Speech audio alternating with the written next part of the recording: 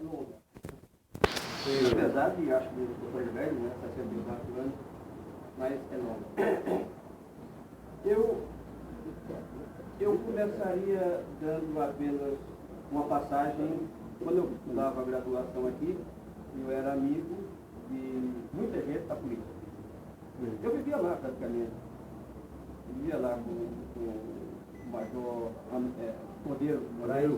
Chegou como general. Chegou como general. Ele é meu filho, né? Mas eu estudei com o filho, amigo. E ainda hoje é muito meu amigo, de muito tempo. E Costa e muitos outros lá. O Costa, acho que também já está divulgando por ela, deixou a farda. E o último que eu devo muito a ele, como meu amigo também especial, que a gente ensinou junto, ele era diretor do colégio em Areal, o comandante na época ele era major, depois aí esse comandante também daqui, que foi o fim. Sim. Um neguinho desse tamanho, mas de coração muito grande. Era, para mim, uma das pessoas melhores que eu já vi em todos os tempos. Ele era tão aficionado pela polícia que ele criou eu acho que eu não sei se quem tem em casa, ele criou esse negócio de um chaveirozinho com a emblema da polícia. Aí colocou aos amigos da polícia. Porque na verdade a polícia ela era aberta, deve ser ainda hoje, mas ela era muito mais aberta naquele tempo que a gente.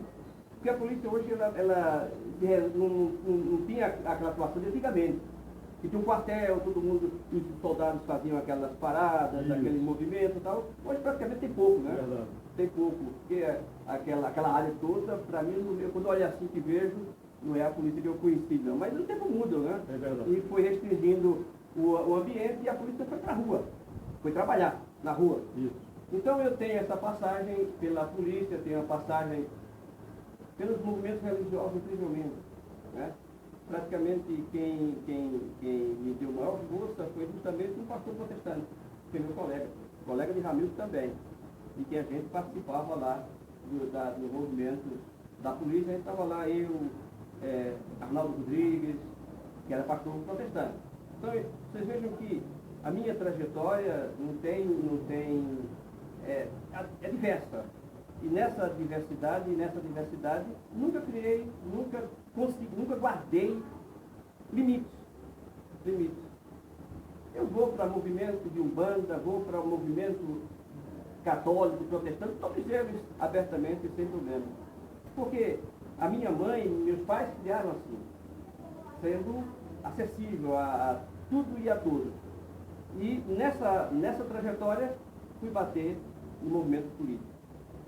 E o movimento político era Arena e MDB. No MDB estava o PCdoB, o PCB, o MR8, a Aliança Renovadora Nacional, a Aliança Libertadora Nacional, o PCBR, todo mundo estava lá. E ele estava lá também, trabalhando pela comunidade, por toda a situação política do Brasil. Depois eu participo do movimento comunitário, através do presidente da Sociedade Civil do Bairro do Jardim Paulistano. E um dos assessores da URSS. E Rômulo, inclusive, era meu colega na época, Rômulo Gouveia, era meu colega à época.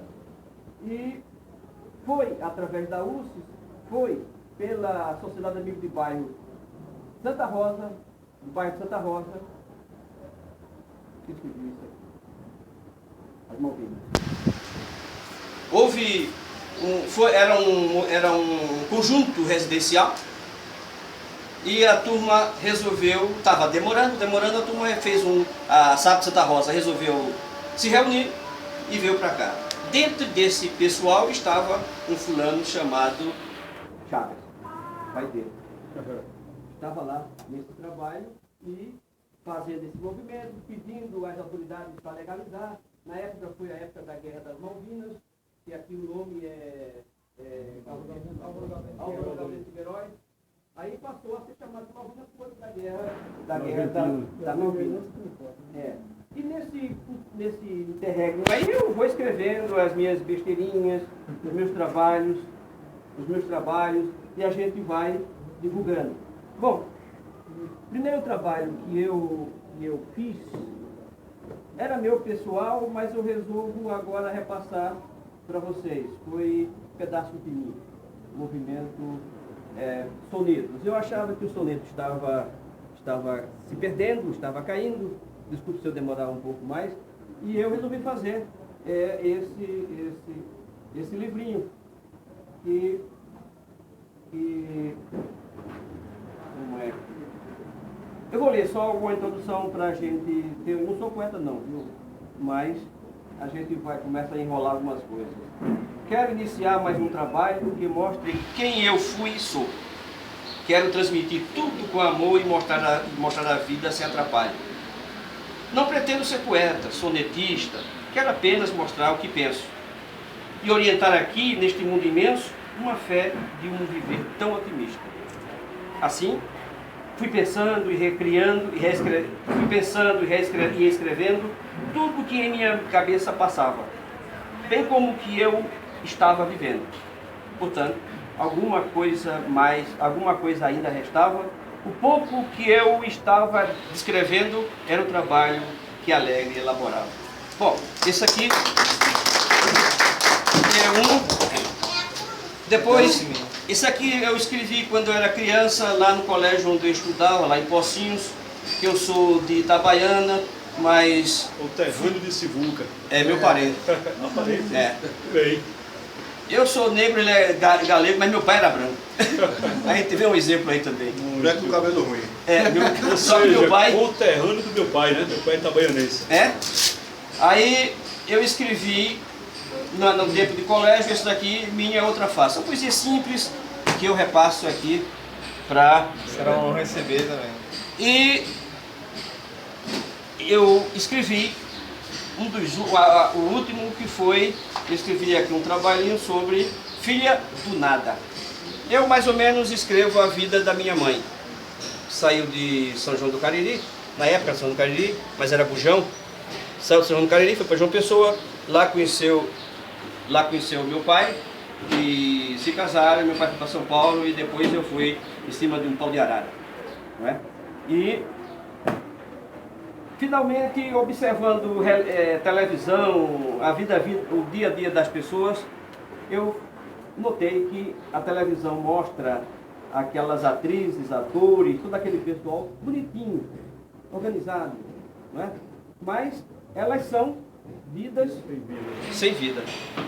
Porque, em verdade, elas mostram uma estrutura que não tem. Quando sai daquele ambiente, quando sai da tela, que vai para casa, é diferente a vida delas. Ela não vai ter as roupas bonitas, não vai ter os almoços, os jantares, como ela tem lá na televisão. No tempo que estava mais em prática, em voga era a Globo, que ainda até hoje, mas na época era mais ainda. Era a Globo e a Tupi fechou e praticamente ficou a Globo. Então aqui eu mostro essa realidade da vida sem vida desse pessoal. Aí eu levanto, eu extrapolo para as prostitutas, que têm uma vida sem vida. Eu levanto a questão dos homossexuais, eu levanto diversos problemas sociais que a gente passa, que a gente tem passado, que a gente vê e que a gente pode contribuir de uma forma ou de outra e não contribui, e eu coloco todas essas pessoas sem vida, né? E depois disso eu escrevi esse trabalhinho aqui que eu pensei em fazer um cordel. Como eu não sei fazer cordel, aí eu coloquei nesse Sabor de Amargura, que justamente eu faço uma história, uma saga de um nordestino que vai para dado sítio, que vai para uma cidade e tal, e a filha se prostitui e tal, e começa aquela confusão toda.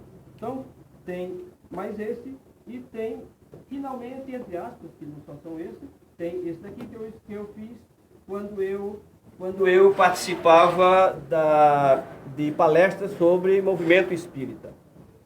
Hoje eu sou um espírita diferente, um espírita mais adiantado. Então aqui eu escrevi sobre o movimento religioso que eu pensava que fosse um movimento melhorado. Aqui tem pensando e repensando Deus, questão da evangelização, as religiões, todo esse movimento que a gente passa que é esse.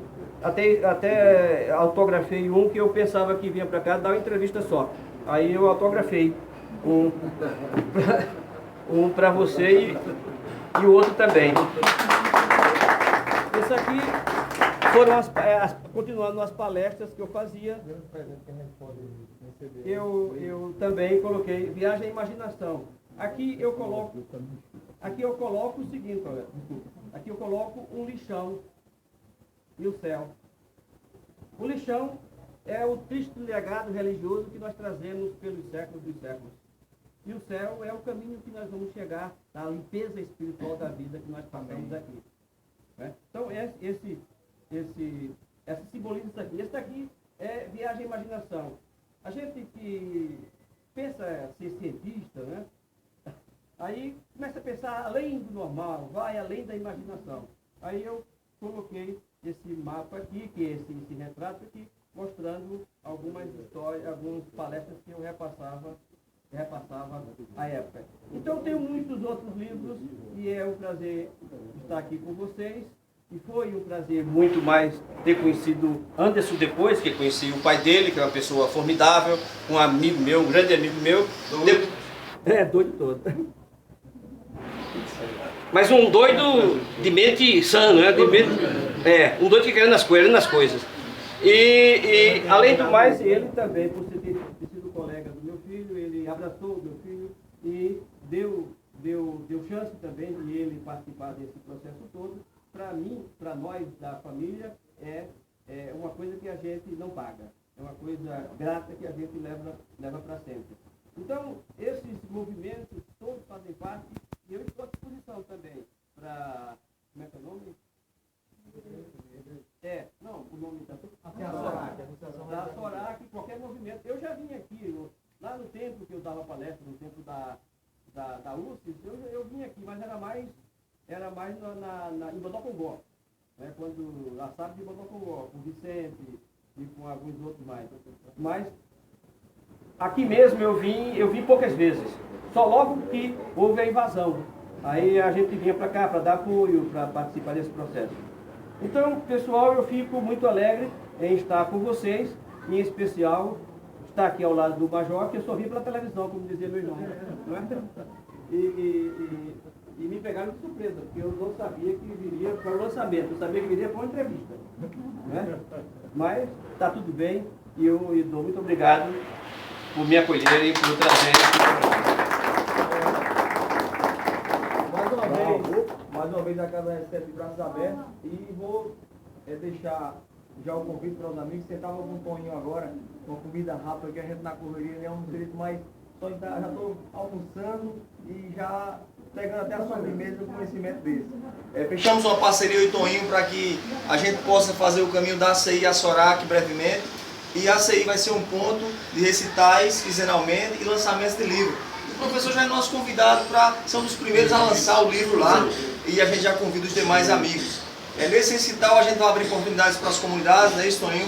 Para os artistas renomados, mas em especial para as comunidades, os novos talentos, os adolescentes, as crianças, que eu acho que é o mais importante. Professor.